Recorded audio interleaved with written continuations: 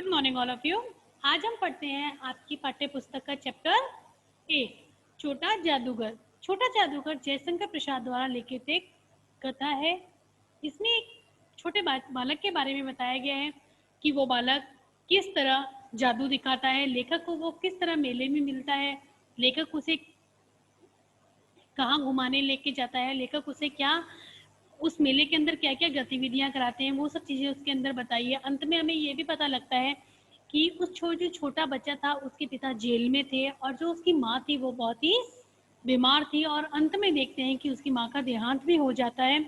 लेखक ने ये सारा ताना माना छोटा जादूगर के रूप में बुना है। बहुत ही अच्छी कथा है, आपको अच्छे से समझ उस अब हम इसको आगे समझते हैं।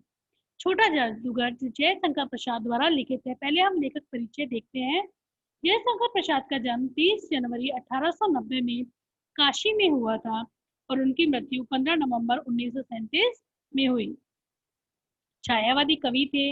इन्होंने जो प्रस्तुत कविता है इसमें एक ऐसे बालक को अपनी कथा का नायक बनाया है जो समाज में व्याप्त विषम परिस्थितियों से लड़ते हुए जीवन और मृत्यु से जूझती अपनी माँ को बचाने का असफल प्रयत्न किया। असफल प्रयत्न कैसे कैसे कह सकते हैं?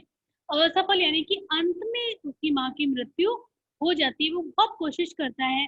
उसने भारत देश की आजादी में भाग इसलिए नहीं लिया क्योंकि उसके पिता तो जेल गए थे, भारत को आजाद क्रांतिकारी थे, लेकिन वो नहीं जा पाया जेल। वो लेखक को बताता है कि मैं जेल इसलिए नहीं गया क्योंकि मेरी माँ बीमार है।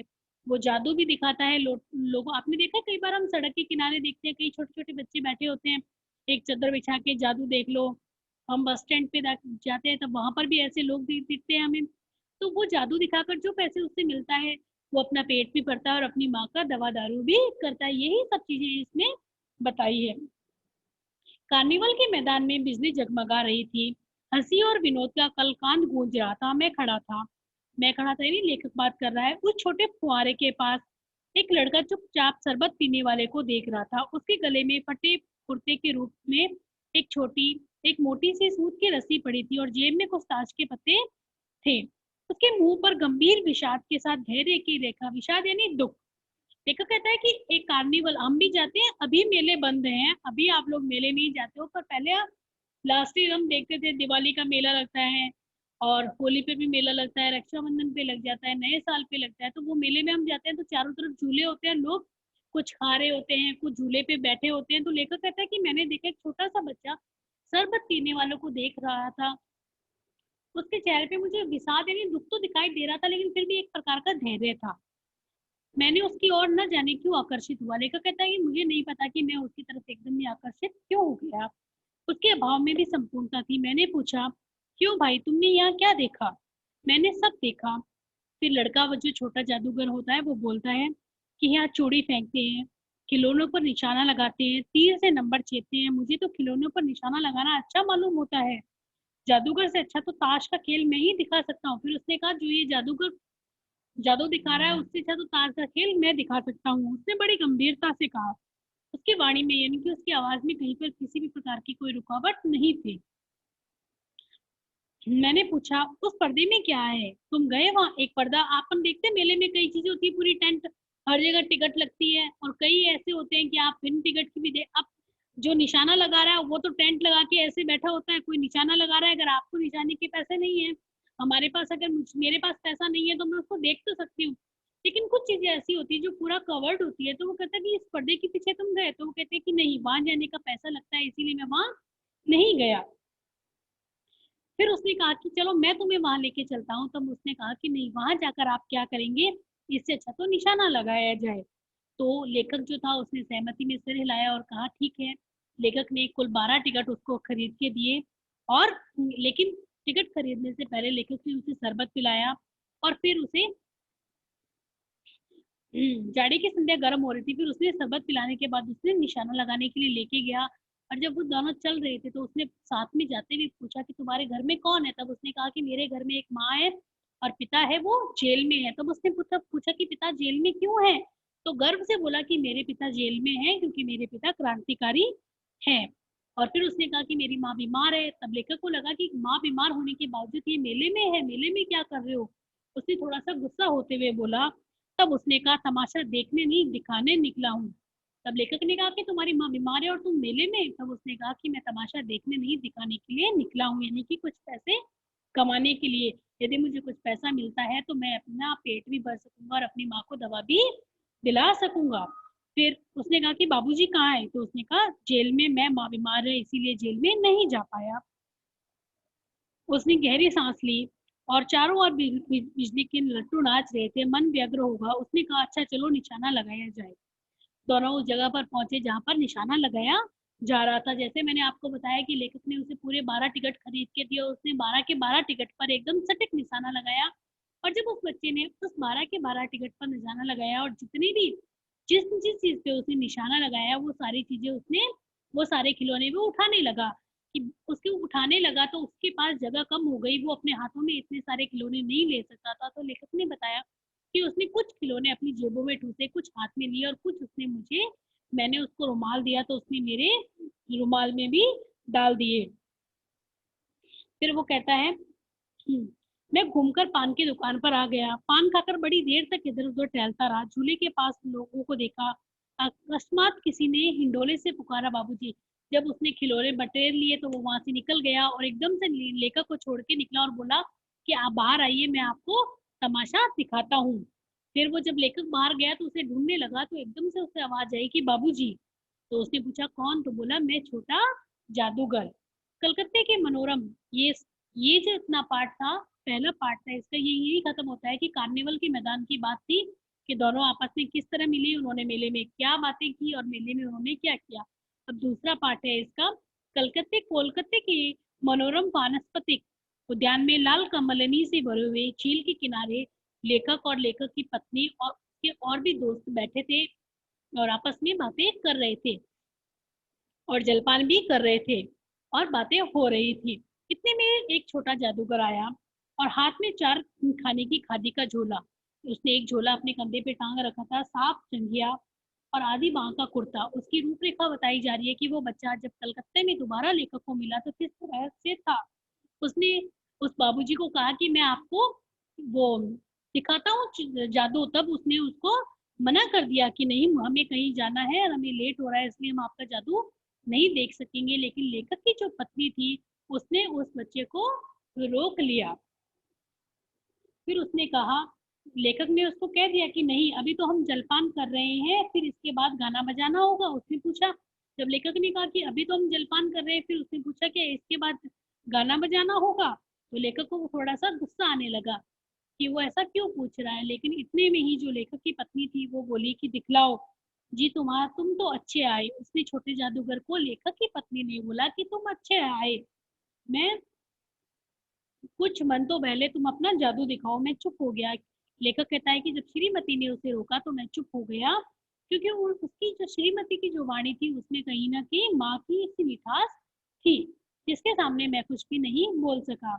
उस दिन फिर जब श्रीमती ने यानी लेखक की पत्नी ने उसे उसे वो दिखाने के लिए रोका, तब उसने देखा कि जब वो उसने चादर बिछाई और उसके ऊपर वो खिलौने निकाले, वो सारे खिलौने कौन से थे? वो सारे खिलौने वही थे जो कार्निवल के मैदान में लेखक ने जो उसे 12 टिकट खरीद के दिए थे। 12 टिकट खरीदे थे और उसने सारे सटीक निशाने लगाए थे और उसने वो जीते थे। वही सारे खिलौने उस चादर पर बिछा के वो उन्हें जादू दिखाने लगा। गुड़िया का ब्याह उसने कराया, नहीं शादी कराई।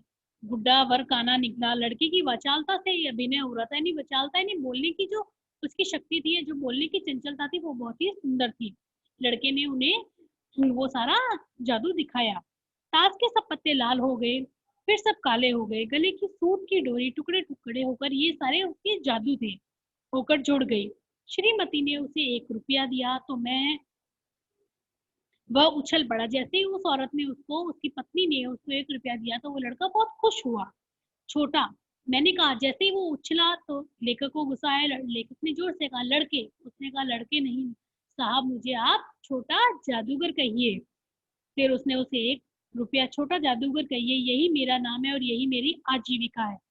कुछ बोलना, लेकिन वो कहता है कि मैं कुछ, लेखक कहता है कि मैं कुछ बोलना चाहता था लेकिन श्रीमती ने मुझे रोक लिया है। फिर मैंने उससे पूछा कि तुम उससे 1 रुपये का क्या करोगे? तो उसने कहा कि मैं पहले तो पेट भरकर पकौड़ी खाऊंगा और फिर एक कंबल लूंगा। मैंने बहुत क्रुद्ध होकर सोचने लगा, ओह कितना स्वार्थी हूँ मैं उसके 1 रुपए पाने पर। लेखक कहता है कि मुझे फिर अपने आप पे गुस्सा आया कि मैं कितना लालची हूँ, ये कितना स्वार्थी हूँ कि उसे जब 1 रुपया मिला तो मुझे कितना बुरा लगा। फिर वो कहता है कि उस समय रह रहकर छोटा जादूगर, फिर लेखक कहता है कि छोटा जादूगर वहां से निकल गया और हम लोग भी वहां से निकल गए। फिर रह रहकर छोटा, जब वो रास्ते से जा रहे थे तो उसे बार बार छोटे जादूगर की याद आ रही थी। सचमुच वो एक झोपड़ी की, लेकिन जब लेखक वहां से निकल रहा था तो एकदम से देखा कि एक झोपड़ी के बाहर छोटा जादूगर खड़ा है और कंबल लिए हुए कांप रहा है। तो एक स्त्री चिथड़ों से लदी हुई कांप रही थी। छोटा जादूगर ने कंबल उसके सर से लपेटते हुए बोला, माँ। और मेरी आंखों से भी आंसू निकल पड़े। लेखक ने जब उसको देखा और उसकी माँ को देखा तो दोनों की आंखों से ही आंसू निकल पड़े। कई दिन की छुट्टी बीत चली। मुझे ऑफिस में समय से पहुंचना था। कलकत्ते से मन ऊब गया था। फिर से चलते चलते एक बार उद्यान देखने की इच्छा हुई, साथ ही साथ छोटा जादूगर भी दिखाई पड़ जाता तो और भी अच्छा। लेखक कहता है बहुत दिनों के बाद मैंने सोचा कि चलो उसी उद्यान में देख लेते हैं, क्या पता छोटा जादूगर वापस से दिख जाए। मैं उस दिन अकेले ही चल पड़ा। जल्द लौट आना था। 10 बज चुके थे। मैंने देखा कि निर्मल धूप, सड़क के किनारे एक छोटे कपड़े पर जादूगर का रंगमंच सजा है। फिर उसने देखा कि वही लड़का जादू दिखा रहा था। मोटर रोकर उतर कर वहां बिल्ली रूठ रही थी, भालू नचाने लगा, ब्याह की तैयारी हुई, ये उसके सारे जादू थे। तब मैं स्वयं काम जाता, मानो उसके रोए रो रहे हो। मैं आश्चर्य से देख रहा था। खेल हो जाने पर पैसा बटोर कर उसने भीड़ में मुझे देखा। फिर लेखक कहता है कि उसने मुझे भरी भीड़ में पहचान लिया। वह क्षण भर के लिए स्फूर्तिमान हो गया। आप देखिए कि जिस लेखक ने उसकी मदद की थी, उसकी पत्नी ने उसकी मदद की, उसी को देखते हुए उसने पहचान लिया और वो खुश हो गया। मैंने उसकी पीठ थपथपाते हुए कहा, आज तुम्हारा खेल जमा क्यों नहीं? फिर उससे वो लेखक ने पूछा कि आज तुम रुआंसे से थे। जब वो खेल दिखा रहा था उसकी वाणी में गंभीरता थी और वो रुआंसा था। तो कि तुम तुम्हारा खेल क्यों नहीं जमा? माँ ने कहा है कि आज तुरंत चले आना। फिर लेखक को उसने बताया कि मेरी माँ ने मुझे कहा था कि आज जल्दी आना, मेरा अंतिम समय समीप है। अविचल भाव से उसने कहा, तब भी तुम खेल दिखाने चले आए? मैंने कुछ क्रोध से कहा, मनुष्य के सुख दुख का माप अपना ही साधन तो है, उसी के अनुपात में वह तुलना करता है। उसके मुंह पर वही परिचित रेखा फूट पड़ी, क्यों ना आता? और कुछ अधिक कहने में वह अपमान का अनुभव कर रहा था। जब लेखक ने कहा कि तुम्हारी माँ ने तुम्हें इतना कुछ बोला कि तुम जल्दी आना और मेरा अंतिम समय, तो तुम यहाँ क्यों नहीं आए? तभी बालक ने कहा कि क्यों नहीं आता। अब क्यों नहीं आता के बाद वो चुप हो गया। वो इसलिए चुप हो गया क्योंकि उसके पास खाने के लिए पैसे नहीं थे। वो सोचने लगा कि और वो कुछ बोले तो उसका अपमान होगा। इसका तात्पर्य यही है कि उसके पास पैसा नहीं था। क्षण भर में मुझे अपनी भूल मालूम हुई। उसके झोले को गाड़ी में फेंक कर उसे भी बिठाते हुए मैंने कहा, जल्दी चलो। मोटर वाला मेरे बताए हुए पथ पर यानी रास्ते पर चल पड़ा। कुछ ही मिनटों में झोपड़ी के पास पहुंचे। छोट जादूगर झोपड़े में दौड़कर माँ माँ पुकारते हुए घुसा। मैं भी पीछे ही था, किंतु स्त्री के मुंह से बे निकल कर रह गया। बे यानी बेटा। उसके दुर्लभ हाथ उठकर गिर गए। जादूगर उसे लिपट कर रो रहा था। मैं स्तंभ रह गया। उस उज्जवल धूप में समग्र संसार जैसे जादू सा चारों ओर मेरे नृत्य करने लगा। वो दृश्य लेखक को इतना विहंग लगा, इतना निचोड़ने वाला लगा। उसके उस दृश्य को देखकर लेखक विषाद में आ गया। यानी दुख हुआ लेखक को कि कैसे वो उस बच्चे की माँ मर गई। इस पूरे पाठ में जयशंकर प्रसाद ने हमें एक छोटे से बालक की कहानी के बारे में बताया कि वो बालक कितना वीर था और वो बालक किस प्रकार अपनी आजीविका चला रहा था और अपनी माँ को भी पाल रहा था। ओके, थैंक यू बेटा।